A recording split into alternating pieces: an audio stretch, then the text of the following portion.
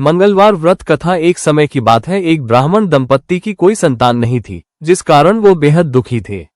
एक समय ब्राह्मण वन में हनुमान जी की पूजा के लिए गया।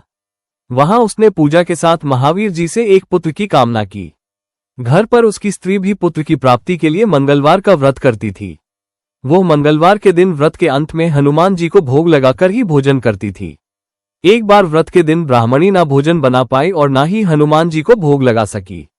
उसने प्रण किया कि वह अगले मंगलवार को हनुमान जी को भोग लगाकर ही भोजन करेगी।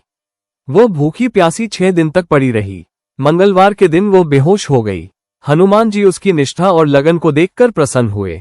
उन्होंने आशीर्वाद स्वरूप ब्राह्मणी को एक पुत्र दिया और कहा कि यह तुम्हारी बहुत सेवा करेगा। बालक को पाकर ब्राह्मणी अति प्रसन्न हुई। उसने बालक का नाम मंगल रखा। कुछ समय उपरांत जब ब्राह्मण घर आया तो बालक को देख पूछा कि वो कौन है। पत्नी बोली कि मंगलवार व्रत से प्रसन्न होकर हनुमान जी ने उसे ये बालक दिया है। ब्राह्मण को अपनी पत्नी की बात पर विश्वास नहीं हुआ। एक दिन मौका देख ब्राह्मण ने बालक को कुएं में गिरा दिया। घर पर लौटने पर ब्राह्मणी ने पूछा कि मंगल कहाँ है। तभी पीछे से मंगल मुस्कुरा कर आ गया।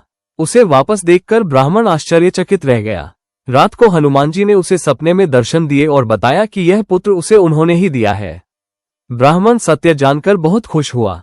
इसके बाद ब्राह्मण दंपत्ति प्रत्येक मंगलवार को व्रत रखने लगे।